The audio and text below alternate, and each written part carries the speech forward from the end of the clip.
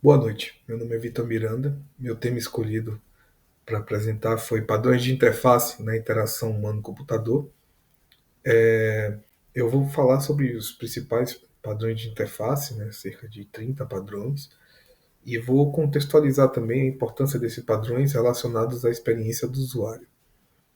Vou trazer questões de as principais categorias, benefícios, entre outros. Então, inicialmente,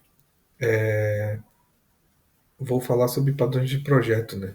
Porque vou falar de padrões de projeto. Padrões de projeto é da onde se derivou padrões de interface. Então, originalmente, por definição, padrões de projeto eles se baseiam em quê, né? Você tem uma série de problemas, né?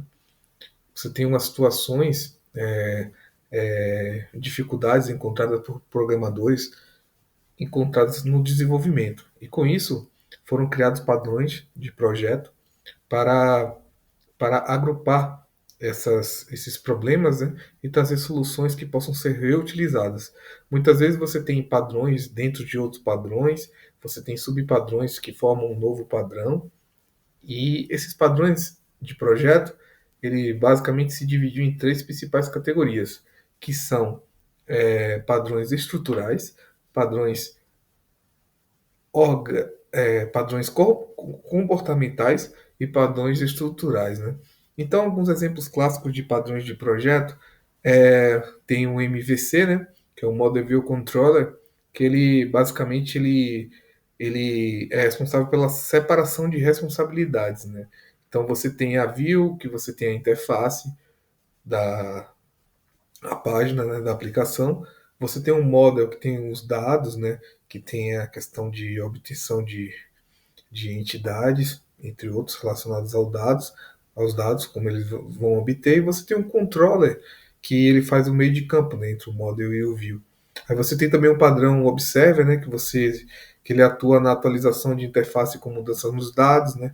Você tem um padrão singleton que você serve para você gerenciar conexões, estados de conexões, gerenciar estados de variáveis, né, entre outros.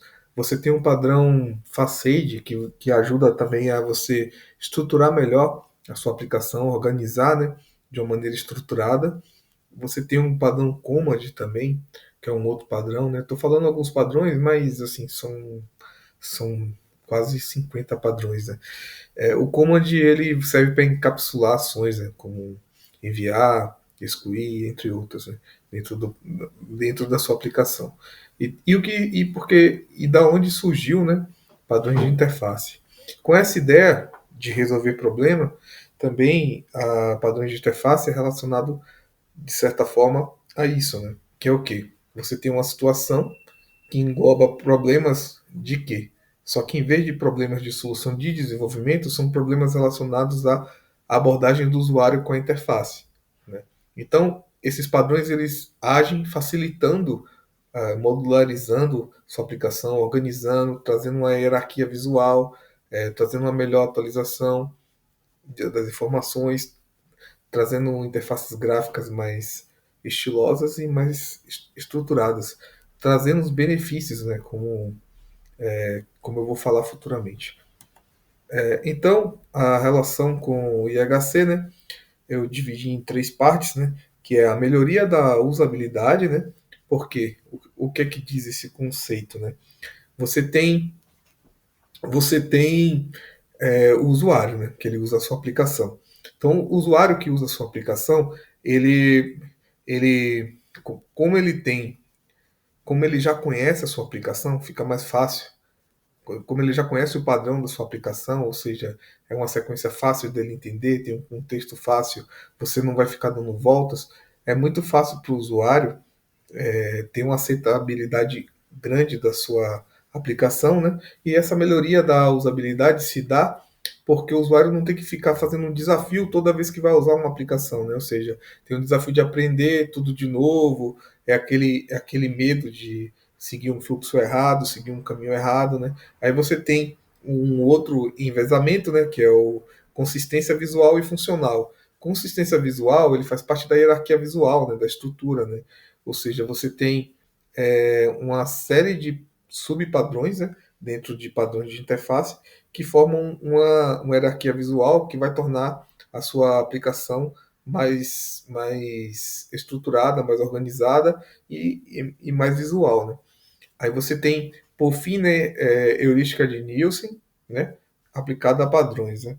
Então, essa heurística são as doutrinas principais, né, de Nielsen relacionadas a padrões de interface.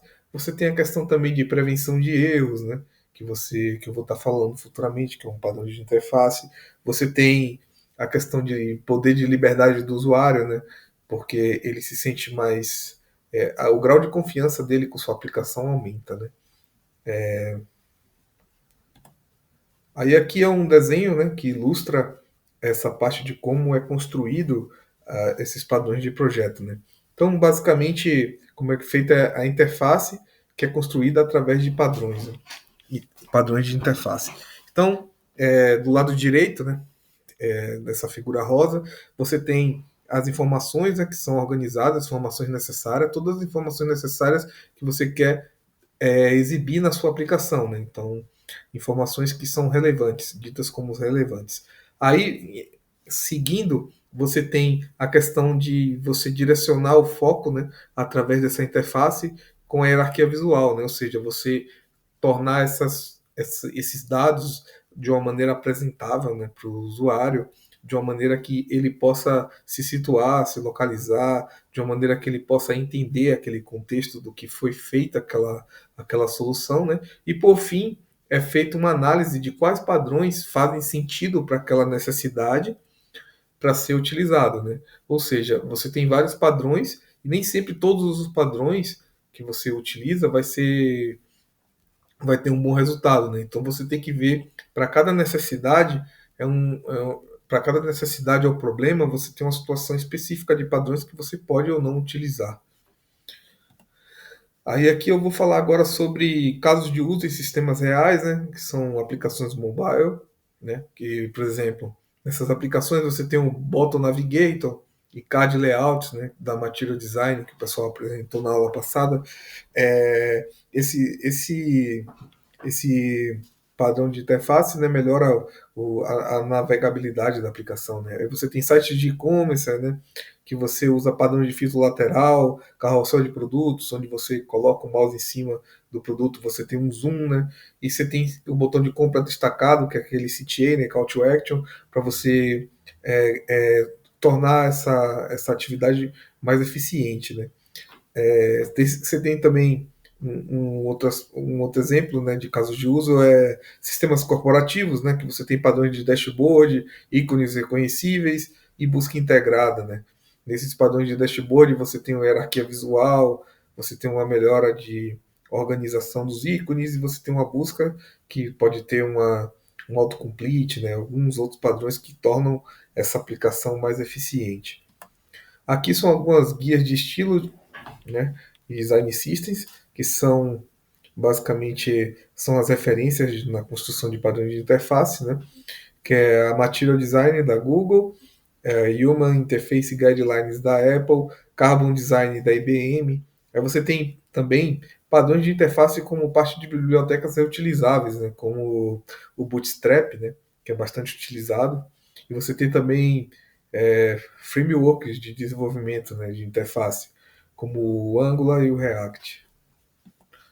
Aqui é um exemplo, né, que você de uma aplicação que você pode estar que você percebe, né, uma hierarquia visual, né, um conjunto de subpadrões de interface que neles você tem uma melhora na sua organização, na sua clareza visual e na sua estrutura da aplicação, né?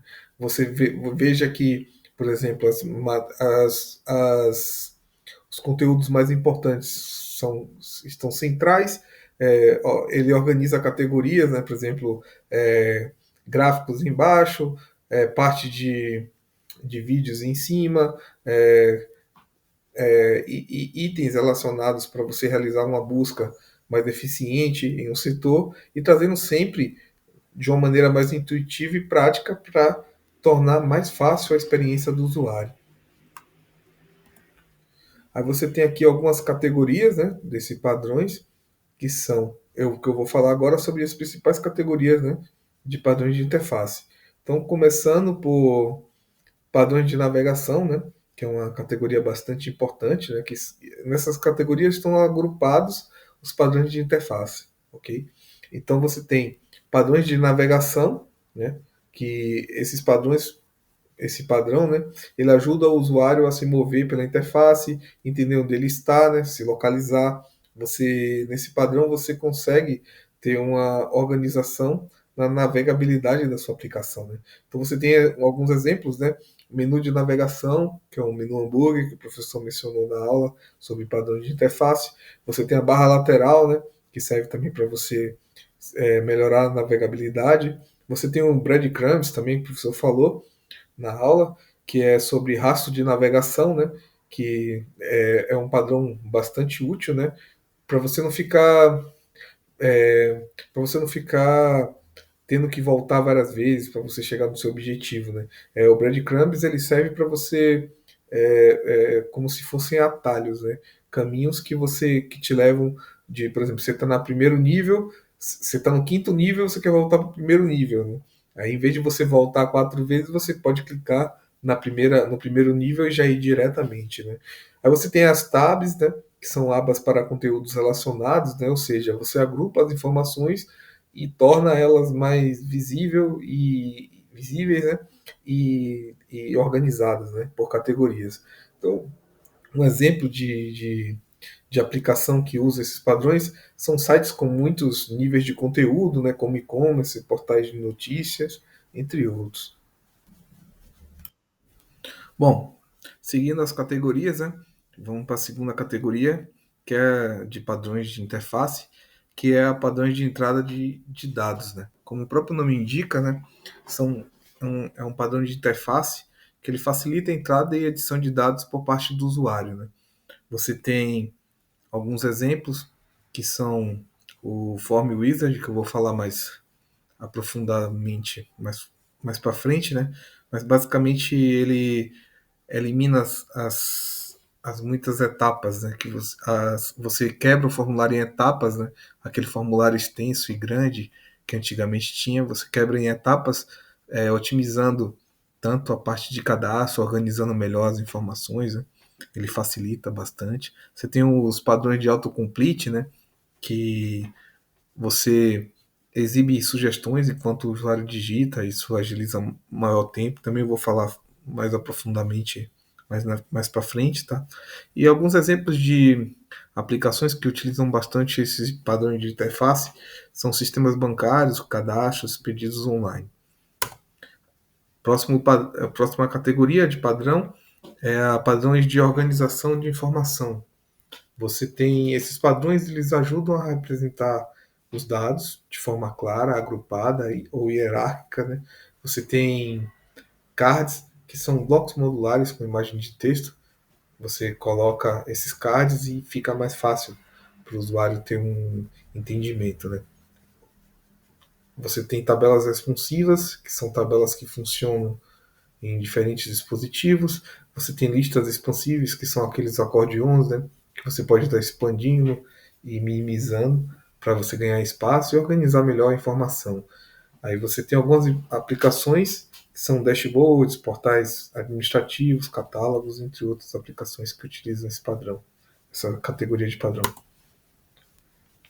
Seguindo, temos padrões de feedback, que também, como o próprio nome diz, informa o usuário o que está acontecendo após uma ação, né? Quando o usuário não sabe o que está acontecendo quando ele executa uma ação, isso diminui a confiança dele na aplicação. Quando você tem esse controle, você tem esse cuidado, você está mostrando para ele, ó, aquela sua ação que você quis fazer, você obteve êxito e agora eu estou processando. Isso evita a prevenção de erros, né? Isso evita que o usuário fique clicando várias vezes naquele botão. Isso implica também que o usuário não fique tão estressado, né? Por exemplo, você vai fazer um upload, ele vai mostrando não sei, vamos lá, de 10 fotos, aí ele está subindo, ele já está na terceira foto, ou seja, ele está processando. Isso é importante, né, para você trazer um nível de confiança maior do seu usuário na sua aplicação e aceitação também pelo seu sistema, né? Aí você tem o modal de confirmação, que é uma ferramenta de feedback importante, que você consegue ter um feedback também falando que, ó, aquilo que você, aquela ação que você teve funcionou, aquela ação que você efetuou, aquele fluxo que você seguiu, ela foi confirmada. Você tem indicadores de carregamento, né, como spinners, barras de progresso, que servem para também indicar, né, esse processamento. E exemplo de aplicação é qualquer aplicação que exija resposta rápida ações do usuário, ou as aplicações que tenham um fluxo muito complexo, né? E aí você tem, através desse padrão, dessa categoria de padrões, você tem um ganho, né, na sua aplicação. Seguindo, vamos para padrões de ação, que eles orientam o usuário para conduzir tarefas ou realizar ações. Esse padrão são padrões que otimizam o tempo dos fluxos das aplicações, das interfaces, né? Você tem uns atalhos, botões relacionados que você vai conseguir ganhar tempo, ganhar eficiência e trazer mais e melhorar a experiência do usuário com a sua aplicação. Você tem botões flutuantes de ação, swap actions, que o professor falou na aula também de padrões, que são aquela série de padrões que são padrões gestuais, né, nos celulares, né, nos smartwatches, né, que são, sei lá, se você quer ligar a lanterna, você balança o celular. Se você quer tirar uma foto, você coloca 3 dedos na tela. Se você quer dar o zoom, você expande o zoom in, o zoom out, você expande os dedos, né? E assim sucessivamente. Você tem algumas aplicações, como aplicações móveis, landing pages, e-commerce, que usam essa categoria de padrões de interface. Você tem padrões de conteúdo e mídia, que eles controlam a exibição de conteúdos como textos, imagens e vídeos, ou seja, é uma categoria que ajuda no conteúdo de mídias. Né? Um exemplo é aqueles carrosséis de imagens, né? Em sites em aplicações de imagens, que exigem muitas imagens, onde você coloca a imagem na imagem e ela dá um zoom automaticamente quando você passa o mouse. Você tem também o YouTube, né? Que é um exemplo de aplicação que você tem um vídeo com um player customizado. Ou seja, quando você coloca o mouse em cima do vídeo sem clicar no vídeo, você consegue ter uma prévia daquele vídeo para saber se você tem interesse ou não. Isso é bem eficiente, né? Isso também torna a sua experiência com a aplicação mais fácil, né? Você tem outra categoria que é a padrões de acessibilidade. São padrões de interface que garantem que usuários com deficiências possam navegar e interagir. Exemplos são alto contraste, aumento da fonte, navegação por teclado, textos alternativos para imagens para pessoas que têm deficiência. Né? Essa categoria ela é bem importante, né, em sites públicos, sites do governo, aplicações do governo, e é recomendado para todos os sistemas, né, conforme a diretriz do WCAG. Aí aqui tem mais algumas categorias. Eu, para ser mais sucinto, que eu já falei bastante categoria, eu coloquei em um slide só, né? E vou tá resumindo cada uma delas. Né? Você tem padrões de ajuda e orientação. Esses padrões usam uma categoria de padrões de interface, em que os padrões de interface servem para ajudar. Por exemplo, o usuário está confuso num fluxo, o usuário tem uma dúvida na aplicação, o usuário não sabe como navegar, ele está com algumas dúvidas, esses padrões ajudam o usuário a sanar, né? Por exemplo, chatbots, né? Com chatbots você tem essa, essa facilidade de ajuda e de orientação. Você tem padrões de autenticação e segurança, como o próprio nome diz, você consegue, por exemplo, melhora a questão de segurança e autenticação da aplicação. você tem autenticação em duas etapas, você tem autenticação integrada com redes sociais, tudo para tornar a experiência de autenticação e segurança mais eficiente. Você tem padrões de responsividade, que basicamente eles são focados em fazer a sua aplicação funcionar em diferentes dispositivos. Agora eu vou falar sobre os padrões de interface, alguns que eu destaquei aqui. Vou estar falando, alguns eu vou exibir a imagem para ficar mais claro, outros dá para você explicar sem ter a imagem. Agora eu vou começar falando do affordance, que é um padrão em que elementos da interface devem sugerir sua função. Por exemplo, você tem um botão com sombra, com a cor e ícone do clique, convida a ser pressionado. Por exemplo, você tem um botão do e-mail, se você quer mandar um e-mail, você tem uma carta nesse botão para sugerir que essa imagem está relacionada à ação de enviar e-mail.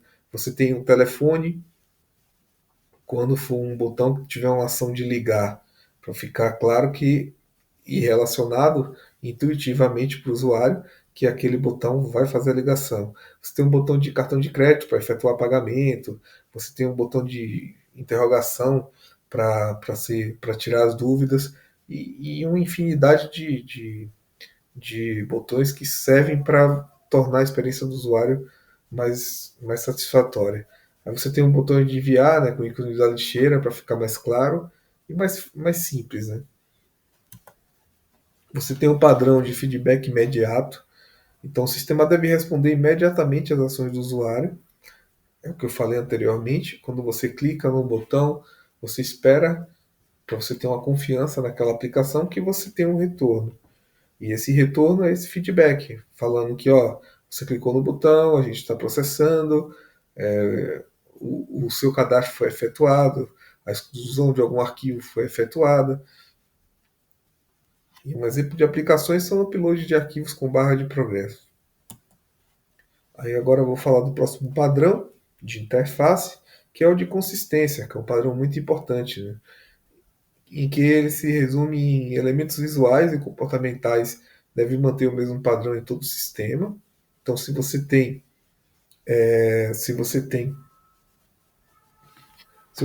o botão de voltar à esquerda e o botão de confirmar ou de avançar à direita, você tem que seguir esse fluxo na aplicação. Por exemplo, um outro exemplo também, que melhora a hierarquia visual e torna a sua aplicação mais fácil e mais entendível, né? Você tem botões de filtro na parte de cima da aplicação. Você tem objetos importantes, informações relevantes, o que você quer passar de mensagem, a necessidade que que você está construindo aquela interface, para qual motivo se trata. Você deve seguir também fluxos simples e diretos.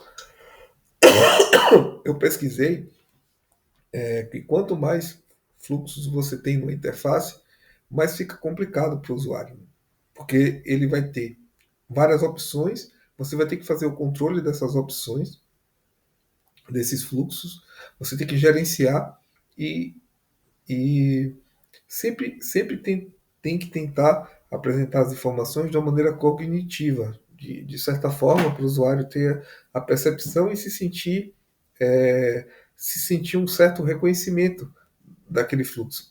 Por exemplo, se você tem uma aplicação que você tem etapas, que essas etapas seguem um fluxo similar ou parecido, fica mais fácil para o usuário ter uma aceitação do seu sistema, da sua aplicação, e fica mais rápido também, né? Porque ele já domina aquela situação.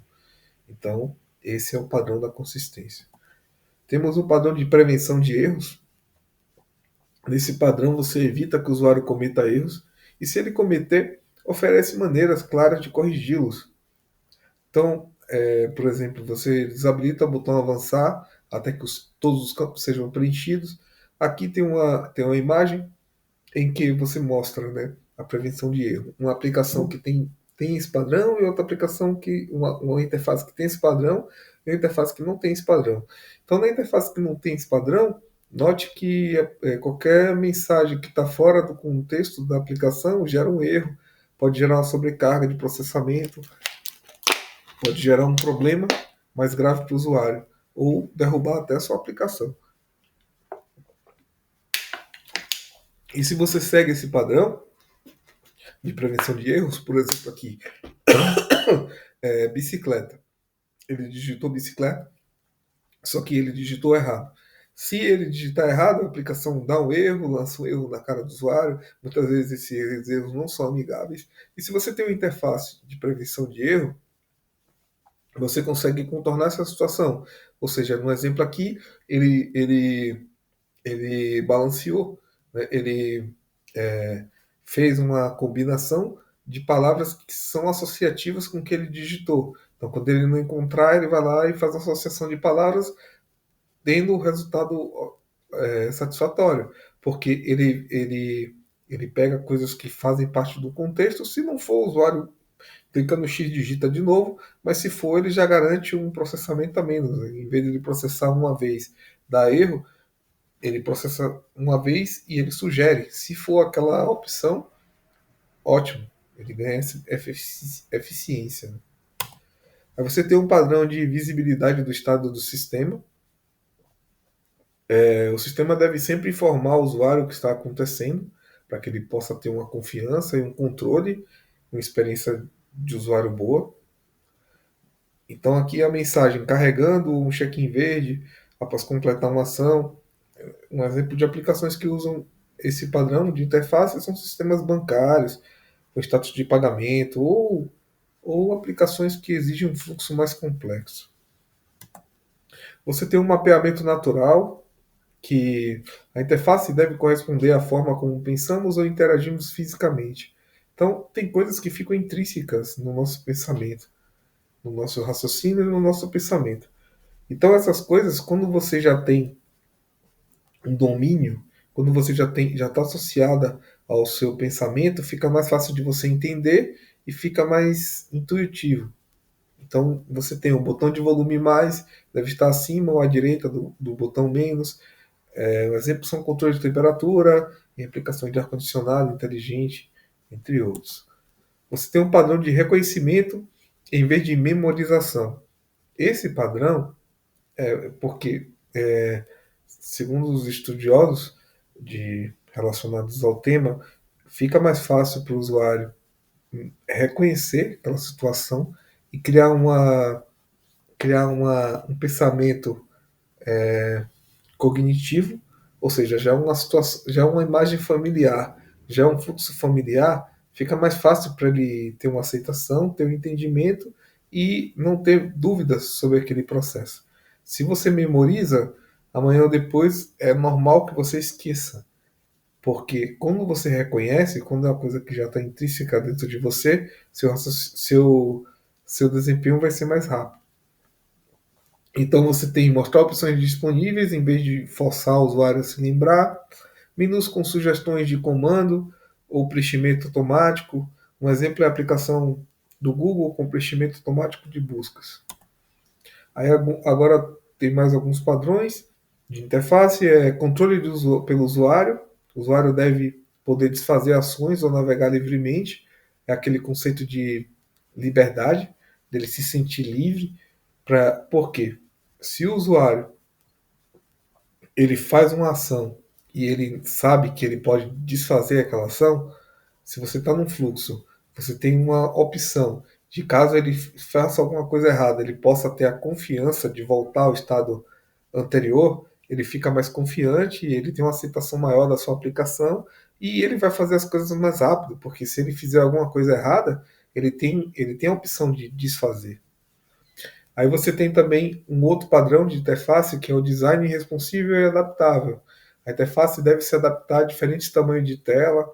Você tem um menu hambúrguer em dispositivos móveis, como exemplo, e aplicações que usam esse design responsivo são layouts de e-commerce que funcionam com diferentes tipos de dispositivos. Aqui você tem um padrão bacana de interface, que é o agrupamento e hierarquia visual. Aqui contextualiza aquilo que eu falei anteriormente, relacionado a subpadrões de interface. Então você tem uma série de subpadrões que estão agrupados em um padrão que torna a hierarquia visual mais clara, que é uma importante premissa, né, um padrão de interface. Se você tem, por exemplo, aqui, nesse padrão, você tem a cor da fonte, você tem o tamanho da fonte, você tem um parágrafo, você tem a organização das informações, você tem é, subtítulo, onde colocar o subtítulo, onde colocar o título, você tem texto com bullets, e o conjunto desses padrões, agindo, desses subpadrões, fazem com que a informação fique clara e entendível para o usuário. Então você tem um exemplo de aplicações em sites de notícias, que ele é recheado de informações, né? Informações, imagens, vídeos, textos, entre outros. Aí aqui eu vou falar sobre outro padrão de interface, que é o de redução de carga cognitiva. Então você evita sobrecarregar o usuário com muitas informações ou escolhas. Você tem o famoso menos é mais. Você não encheu o usuário de informações, você não, como eu falei antes, você não encheu o usuário de fluxos complexos ou de você ter muitas opções. Toda vez que você tem muitas opções, você dificulta o controle das ações. Aí você tem aqui dividir formulários longos em etapas, que é o padrão Wizard, em que você ganha tempo. E exemplos de aplicações com redução são sites do governo, LinkedIn, entre outros. Aí você tem o padrão de interface de metáforas visuais. Ele utiliza elementos visuais que remetem a objetos do mundo real para facilitar a compreensão. Ou seja, são coisas, são ícones que já estão no seu cotidiano, que você vê aquele ícone e você já associa alguma coisa, ou aquele desenho, a alguma coisa que já tá no seu subconsciente, como, sei lá, a planilha no Excel, quando você quer entrar no Excel, você tem um vídeo para entrar no YouTube, né, que é aquele play, entre outros. O ícone da lixeira para você deletar arquivos, entre outros. Falando mais de alguns padrões, temos a ajuda e documentação. O sistema deve fornecer ajuda acessível e clara. Balões de dica ao passar o mouse. Quando você passa o mouse, você tira dúvidas de algum processo, de algum fluxo. Você tem FAQ com busca, né, que são aquelas respostas, perguntas e respostas, que ajuda o usuário a ter uma orientação. E aqui alguns exemplos, né, que são interfaces com chatbots, Zendesk, Intercom, entre outros. Aí você tem um padrão de fluxo direcional que você organiza a navegação da esquerda para a direita e de cima para baixo. Então você faz a sua estruturação da aplicação sempre com o contexto de somente informações essenciais ou necessárias para resolver aquela situação, a necessidade do usuário. Você tem também a questão de organização, de como você vai colocar os objetos na sua interface. Aí você tem exemplos, né, de aplicação, organizar formulários, menus e conteúdos para guiar o olhar do usuário, para seguir um fluxo de entendimento de maneira clara, que ele sempre saia do ponto A para o ponto B e ele possa ter um entendimento do que é para ser feito, ou ele tenha um entendimento daquilo que a aplicação está te mostrando. Um exemplo são layouts de e-commerce, né, que eles têm bastante atalhos, como o botão com imagem à esquerda e o botão comprar à direita. Aqui é o padrão Wizard que eu mencionei antes, que ele basicamente divide tarefas complexas em etapas menores sequenciais. Então, antigamente, né, falo de antigamente, tipo anos 2000 até 2010, acho que é isso, você tinha aqueles formulários extensos numa mesma página, aquilo para controlar o ambiente, a seção das variáveis era um inferno. E aí, com esse padrão, você consegue dividir essas tarefas complexas em etapas menores. Você quebra, por exemplo, você tem a barra de scroll, aí você está fazendo um cadastro naqueles formulários enormes, né? Aí você não sabe, aí você vai rolar para baixo, não salvar, Quando você clica no salvar, pô, não foi possível salvar porque tal campo está errado, alguma coisa está errada. Só que aí, pô, você vai, qual campo você vai ver? Você tem que rolar de novo para cima. E assim você vai perdendo tempo, né? E paciência também, né? Vai gerando irritabilidade. E isso também é um ofensor também na aceitação da sua aplicação. Então, com isso, você reduz a carga cognitiva e aumenta a conclusão de formulários longos. Aí você tem um exemplo, né, cadastro em etapa, o IRPF, que é o sistema da Receita Federal, entre outros. Aí aqui você tem o feedback positivo e negativo, em que você fornece mensagens claras quando ações são bem-sucedidas ou falham. Então é aquele que eu falei antes. Quando você tem uma ação, você fala o positivo ou o negativo. Quando ele não ocorrer, para o usuário ter a confiança na sua aplicação. Então ele garante ao usuário que sua ação teve ou não efeito, para dar uma maior confiança. E alguns exemplos são formulários, qualquer página de cadastro que você precise ter um feedback. Vamos para o próximo padrão, que é o preenchimento automático e sugestões. Isso você ganha muito tempo no preenchimento. Não está sabendo, às vezes você não está sabendo o que você, a ideia central, você digita uma coisa parecida, ele sugere umas coisas que isso faz com que você ganhe tempo, né? Você não fique digitando tudo, apague, digite de novo, até você vir um pensamento. Se você já vem várias ideias, você tende a aceitar alguma delas e isso fica mais eficiente. Então, um site de preenchimento automático de cadastro são exemplos. Aí aqui é um outro padrão, que é o padrão de interface relacionado a padrão de confirmação explícita, que a premissa dele é solicitar confirmação antes de realizar ações críticas. Então, toda vez que você vai fazer uma ação crítica, um fluxo crítico, ou um cadastro crítico, uma exclusão crítica, você deve comunicar se o usuário quer realmente fazer aquela ação. É a questão da confiança, novamente, e da experiência do usuário. Se você tem um meio de você confirmar, comitar aquela informação, bacana, o usuário vai se sentir mais confiante e ele vai ficar mais tranquilo, porque ele sabe que ainda tem uma outra etapa para ele chegar no resultado. Ou seja, ele tem que ter certeza daquela ação. Porque às vezes, sei lá, você escorrega, dá um clique e já era. Aí já foi. Se aqui você tem isso, tem esse recurso, já serve para você ter um controle maior. Aí aqui ele sugere que para esses casos, né, de confirmação explícita, você ser o mais sucinto possível. Você não ficar sendo relapso, dando voltas, colocar um texto redundante, ou um texto que não seja facilmente entendível, como aqui. Você quer deletar tal arquivo, sim ou não? Tem certeza? Beleza. Aí ele já entende que aquela situação é direta e reta, sabe? Que você já pode usar essa situação para você entender e escolher a sua opção. Mais alguns padrões de interface, você tem visibilidade de ações possíveis, você mostra ao usuário somente o que pode ser feito em determinado momento. Por exemplo, minimiza, com isso aqui você minimiza a confusão, né, e reduz erros. Por quê? Porque se você não está com todos os campos preenchidos, pode ser que dê um erro, para ficar toda hora indo, batendo lá na aplicação, consumindo recurso, sendo que você ainda não fez todas as etapas. Você não, não preencheu todos os campos, por um exemplo. Ou seja, o botão próximo, né, numa tela de cadastro, ele só vai estar habilitado quando tudo tiver preenchido.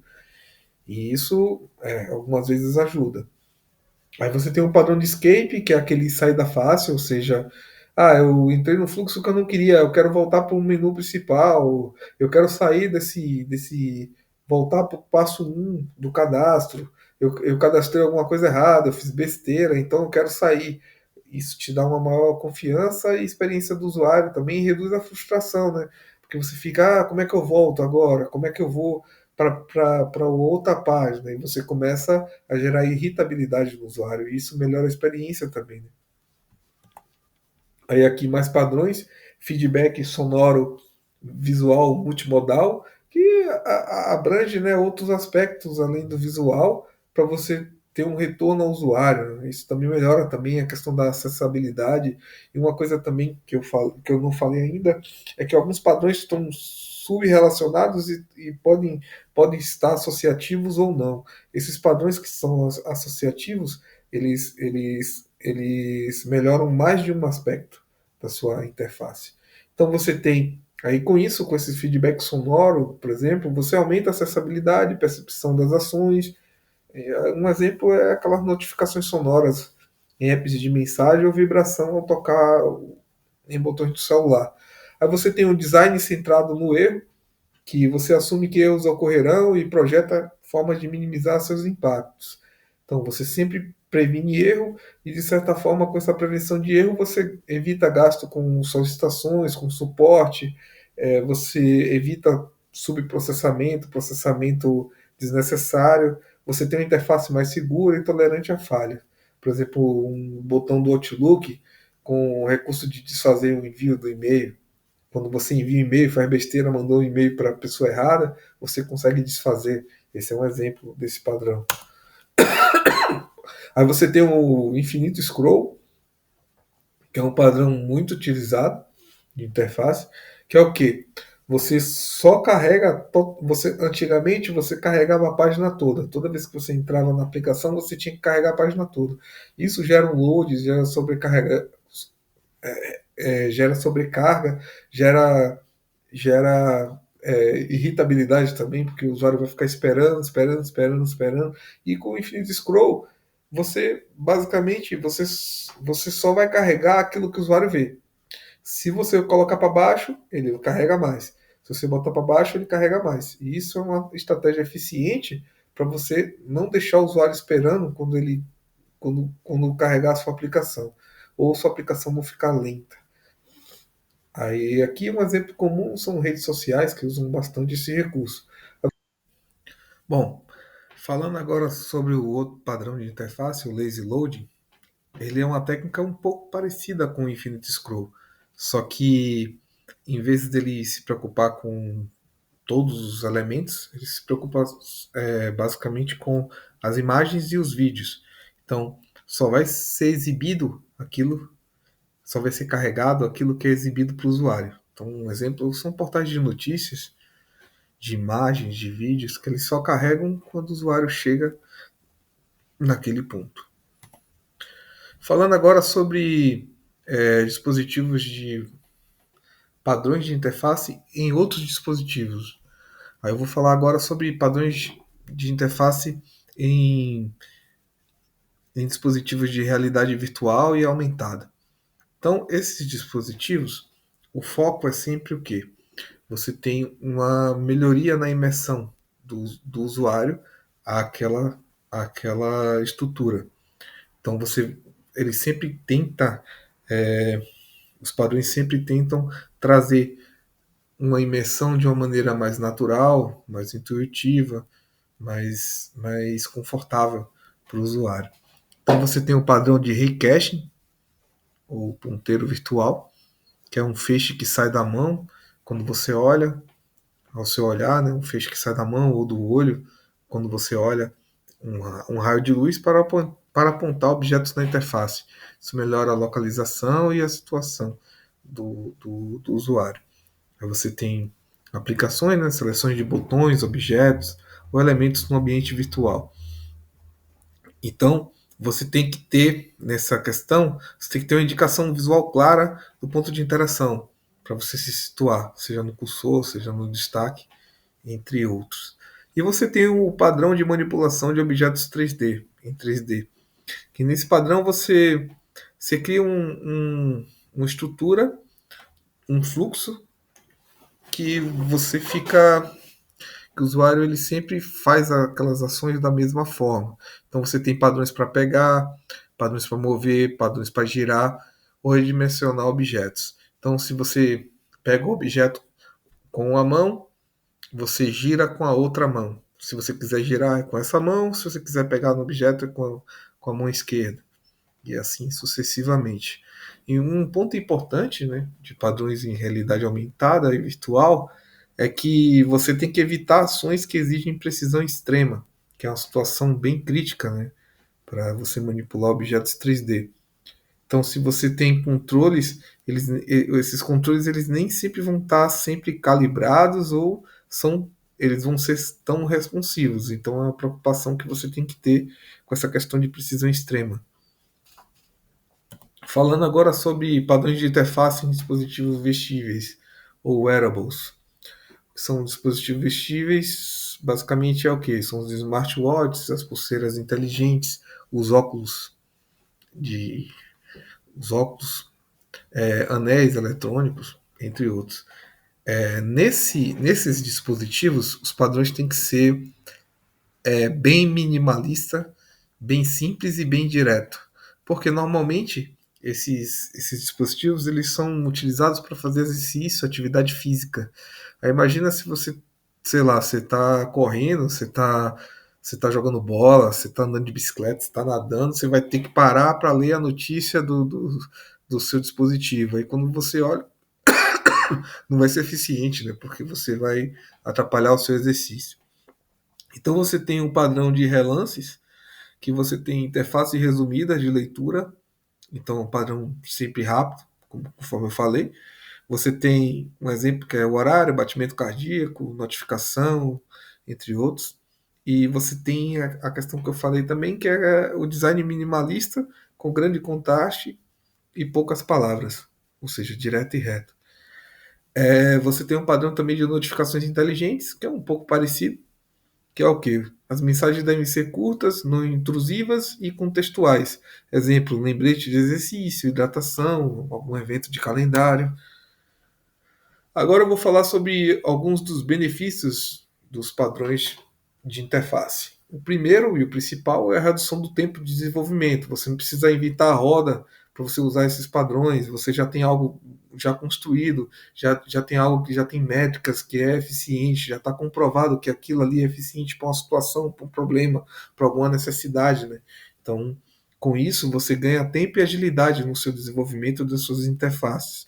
Você tem também aumento de consistência e escalabilidade, porque se você já tem um padrão pré-definido, você já tem um fluxo definido, você já tem um entendimento mais claro, e se você já tem isso, a sua produção tende a ser maior. Aí você tem a adoção facilitada por parte dos usuários, porque se eles entendem, eles reconhecem, eles não precisam memorizar, é mais fácil, mais rápido a utilização da sua aplicação.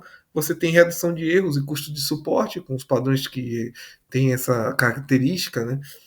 De redução de erro, você não vai ter um chamado, uma solicitação, você não vai ter uma equipe de suporte. Se você tem um chatbot, já resolve grande parte dos seus problemas, e isso tudo gera um ganho no final, uma aceitação maior e uma aplicação melhor e mais robusta. Aí aqui alguns cuidados e desafios que tem que ter ao usar padrões de interface. O primeiro e o principal é o uso excessivo e inadequado de padrões. Né? Você tem uma série de padrões, infinidade de padrões, como o professor mencionou na aula, e cada dia surgem mais padrões, cada dia surgem novas regras, cada dia surgem novas tendências, eles descobrem novas pesquisas, são lançados algumas guias novas de layouts, né? Desses padrões. Então, é igual a uma receita de comida, né? Eu associei a receita de comida porque nem sempre você colocando todos os ingredientes você vai fazer uma receita mais gostosa. Às vezes você tem que ver o que se adequa e o que se é necessário e o que é útil naquela situação. Então você tem esse contexto e você sempre tem que analisar, você tem que entender, você tem que ver o problema, você tem que ver, por exemplo, você tem uma aplicação que é relacionada a crianças que são analfabetizadas. Aí como é que você vai fazer uma aplicação toda de texto? É impossível, você tem que ver a questão das imagens. Ou você usa um padrão, ou você usa um determinado padrão de interface ou outro. Aí você tem, por exemplo, uma aplicação que é para pessoas com baixo nível de escolaridade. Então tem que ser mais intuitivo, mais simples, mais minimalista e com os fluxos bem estruturados, o fluxo das estruturas e assim sucessivamente. E você tem também a questão de adaptação dos padrões a contextos culturais específicos. Por exemplo, a gente está no Brasil, a gente tem a nossa cultura, tem o nosso aspecto cultural. Isso quando eu vou construir uma aplicação, eu tenho que entender o aspecto cultural daquela região que está sendo utilizada. Ou seja, aqui no Brasil você faz de um jeito, mas lá na Índia você vai ter que usar você vai ter que construir de outro jeito, você vai ter que adaptar para outro jeito, para que contemple o contexto cultural e a utilização daquele povo. Então, para concluir, né, nós temos que padrões são ferramentas, não são soluções absolutas. Então, nem sempre um padrão que funciona de interface que funciona para uma situação vai funcionar para todas, né?